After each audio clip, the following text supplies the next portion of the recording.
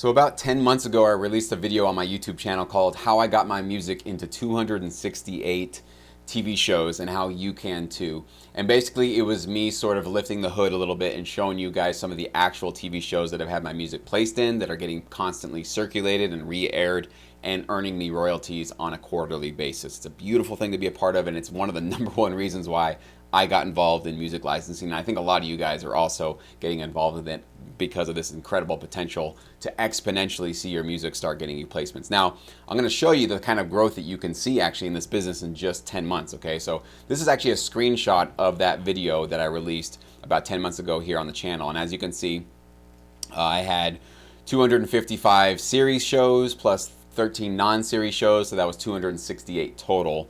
And the episodes, it was about a little under 1,900 that I actually had there. So that was just 10 months ago what I was looking at on my cue sheets actually. And so what I'm going to do now is fast forward you to today. And as you can see, when we go to the reveal it there, that I've already gone up to 328 series and 18, just 3 that I've added to the non-series. But between those two, I'm now up to 338, 48 minus 2, 346 shows, okay? So I went from 268 to 346 in just 10 months, which is pretty incredible. Now that's not even the biggest jump that I got there. The big thing here is that you got to remember when we're talking about how many TV shows or different programs I've gotten my music placed in, that doesn't mean that I only got one song placed in each one of those shows, right? I didn't get just 346 songs placed or individual placements. It's the episode number, right? So the episodes are meaning that like in one TV show, I can have 10 different episodes using my music, and each one of those episodes aren't necessarily just using one of my tracks. In fact, in a lot of my placements, I get 2 or 3 different placements in one episode. So you can see that this number now has drastically grown, whereas it used to be 1,885, it's 2,354. So it's basically a 500 episode increase, and that doesn't mean I just got 500 new placements. In each one of these, as I'll show you in a second here, you can actually see on the screen, you get multiple placements per episode. So it's pretty incredible actually, the growth that you can see. And I'm going to show you here just real quickly just on the first page the kind of growth that I already saw. You can see on the old one, it was, they always start you off with either the characters or the numbers before you get into your, A's basically as it goes down, because it's in alphabetical order. So as you can see, we had, hashtag Black Love, 2014 Olympics, 2016, 60 days in. So we just had 4 of these placements here that were using the numbers, the characters kind of a thing before A Question of Love came in. Well, look at what happened just in 10 months. We have now 10 before tip. That wasn't there before. We have the Olympics. We didn't have those before, and I'm getting multiple placements on those episodes here. 60 days in we had, but 90 Day Fiance, I didn't have that. All 3 of these actually were all brand new. And as you can see, 8 episodes for this one, 22 episodes for that one, 9 episodes for that one. And in each one of those episodes, there can be multiple placements. So this is what I mean when I've talked about exponential growth with music licensing. In the last 10 months, some of these placements are from new songs, new tracks that I put together, but honestly guys, a lot of this stuff has come from stuff I did 2, 3, 4, 5 years ago. I constantly get new placements from old music all the time. So the metaphor that you can look at it is that this is kind of like sort of building a snowball, right? When you first put a snowball together, it's really hard and you have a tiny amount of snow to work with, and you push it and push it and push it. But at a certain point, the snowball gets so big that it starts to accumulate more snow because it's a much larger sort of mass, right? And the weight of it makes it easier to actually start pushing it down a hill and letting it grow on its own. And that's kind of what happens when you get involved with music licensing for many, many months and eventually many years, is you start to have this sort of exponential growth curve happen when you have multiple outlets, multiple music libraries, and hundreds of songs out there getting you and competing against basically each other to get you placements. That's when you start to see this kind of growth and this kind of incredible just explosion basically in your placements. And obviously I don't have to tell you guys that when you have an explosion in placements, you have an explosion in income, in royalties, in money coming into your bank account. So it's always encouraging, it's always beautiful, and that's why I love logging in about once a month and looking at my catalog and seeing how it's growing and seeing what's happening, because it gives me that sort of, motivation that just makes me keep coming back for more. So, but in the beginning, as I said in the last video 10 months ago, it was not looking like this, right? I had probably like 3 things popping up in the first couple of quarters that I got involved, and then after a couple of years, it grew. And it takes a long time before it grows to this. And maybe I've only been seeing the start of my growth in my career. Who knows how much bigger this thing is going to grow.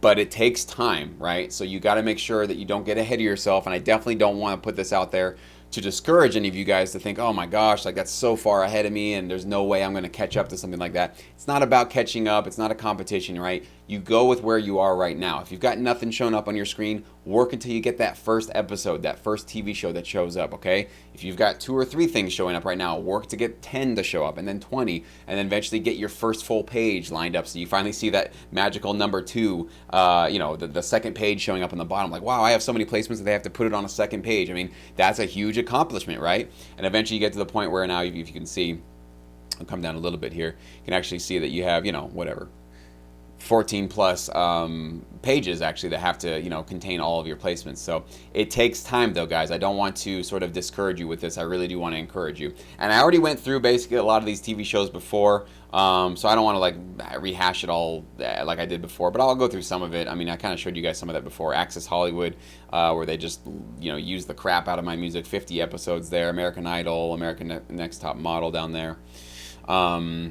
And the reason why you'll see some of these, as you can see on the right, these number of episodes, why some of them suddenly, Black Ink Crew, they use 47 episodes using my music. Usually that happens because either a music supervisor or an editor just falls in love with some of your music and they're like, all right, I'm going to put this on my short list to put it into my episode. Or B, they get a little lazy and they don't want to keep researching and finding new music every time they need it. So if you have this really cool, hip hop track that really works well for in transition, or some TV shows, they always have the same segment where it's like, all right, here's a trivia segment, or here's a flashback segment, and they always kind of want to use the same song for that segment. Well, if they love your track, they're putting you in a short list, you're going to be on their hard drive, and every time they go back to that, or it's actually in their edit bay, in their actual video session, right, whatever they're using to edit the video, and they just literally drag it right over, right, copy and paste it. Cool, we already know it, we like it, it's already in there, it's already going to be approved by the executive producer, and it makes their life a lot easier. And that's how you start to see these crazy things. 44 episodes here of chasing classic cars, kind of a thing. Counting cars here, 19 episodes.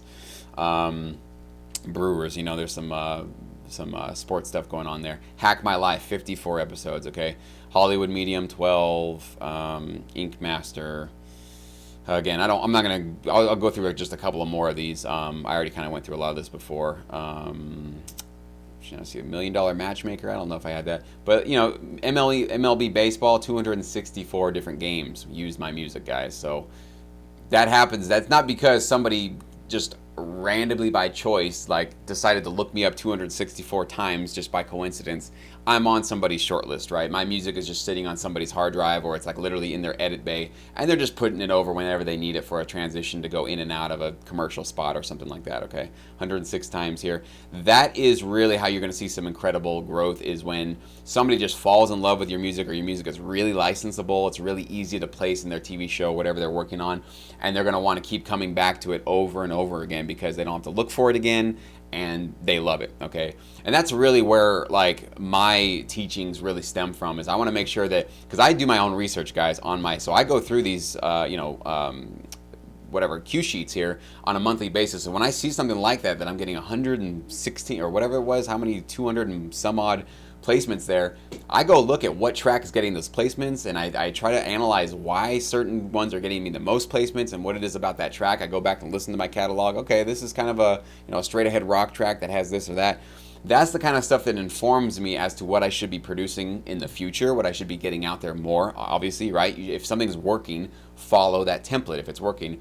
And then I teach you guys here, either through my YouTube channel here, or through the Syndicate program, or now through my Sync Edge program, how to make sure that you're making the most licensable music. That's really the key thing here. It's not necessarily having the best beats, the hottest beats, the best melodies, the catchiest stuff. That stuff's all great, and yes, you should strive for high quality, but having a licensable track is a very unique skill set to be able to do, and it only really comes from a lot of experience in this business, and really sort of seeing what works, what doesn't work. As you can see, I got a lot of stuff, I got one episode, one placement with one song or something. Some of that stuff doesn't really, do so well, and I want to make sure that I'm not doing so much of that, but I'm doing more of the things that show, 46 placements, 46 different episodes, all that kind of a thing. So That's where a lot of my sort of what informs me as to what works, what doesn't work. Usually it's just proof, right? I just looking right in front of me, what's working, what's not working for me. And if it is working for me, I share it with you guys. If it's not working, I do not share it. Or if I think it's like a mistake, I will certainly let you guys know about things you should be avoiding. And I've definitely, trust me, made a lot of mistakes to get to the point where I am now.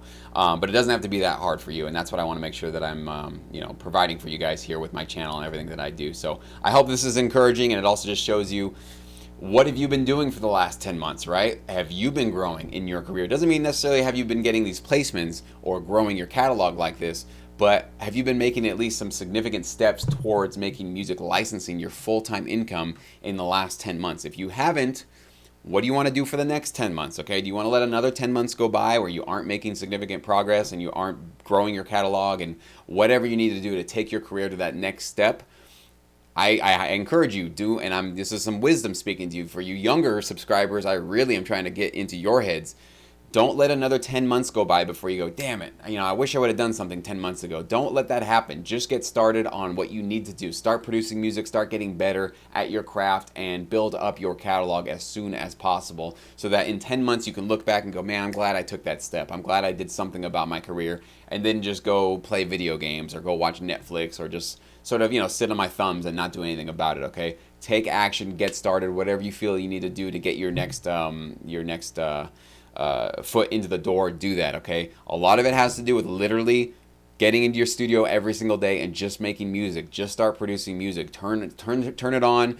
Create a 4-bar riff, create an 8-bar riff, make a drum beat. I don't care what it is. Plug in your guitar if you're a guitar player. Sing a vocal.